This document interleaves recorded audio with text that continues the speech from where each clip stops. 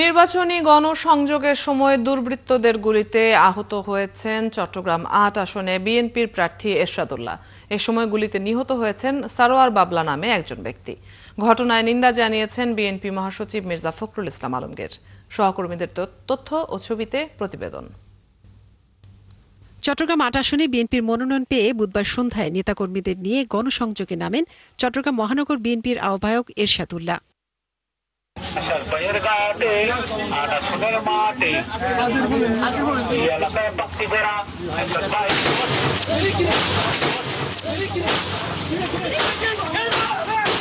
এ সময় নগরের পূর্ব বাইজিদের হামজারবাগ এলাকায় সন্ত্রাসীদের গুলিতে পায়ে গুলিবিদ্ধ হন তিনি সহ কয়েকজন। আহতদের স্থানীয় এভারকেয়ার হাসপাতালে নিয়ে যাওয়া হয়। পরে সরোয়ার বাবলা নামে একজন নিহত হন বলে জানিয়েছেন ২০১৮ সালের নির্বাচনে ওই আসন থেকে বিএনপির প্রার্থী আবু সুফিয়ান। আর গুলিবিদ্ধ এরশাদুল্লাহর অবস্থা স্থিতিশীল আছে বলে জানিয়েছেন চিকিৎসক। তবে কে বা কারা এই হামলা চালিয়েছে তা তাৎক্ষণিকভাবে জানা যায়নি। এই মুহূর্তে তাকে চট্টগ্রামের এভারকেয়ার হাসপাতালে রাখা হয়েছে। এছাড়াও সবশেষ তথ্য জানবো, সহকর্মী প্রণবেশ চক্রবর্তী যুক্ত হচ্ছেন আমাদের সাথে। প্রণবেশ, এরশাদুল্লাহর সবশেষ পরিস্থিতি জানাবেন, চিকিৎসকরা কি বলছেন, আর এই ঘটনায় এখন পর্যন্ত কেউ আটক হয়েছে কিনা পুলিশের বক্তব্য জানবো আমরা।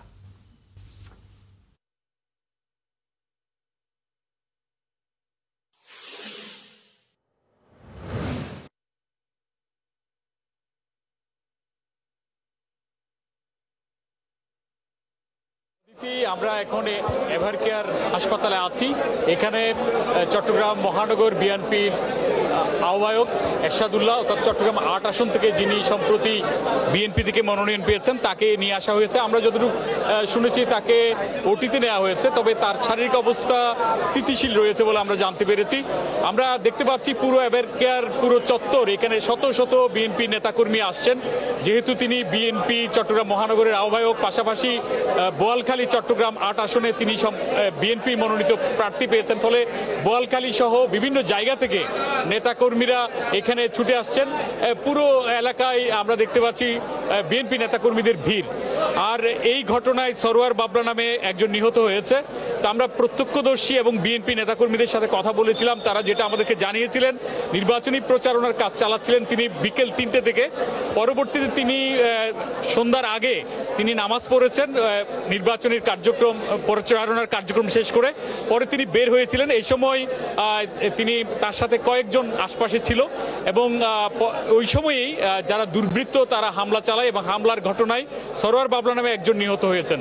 তো অনেকে এখানে বিএনপি নেতাকর্মীরা অনেকেই বলেছেন তিনি আসলে বিএনপি রাজনীতির সাথে সরাসরি জড়িত ছিল কিনা এটা নিয়ে সন্দেহ রয়েছে।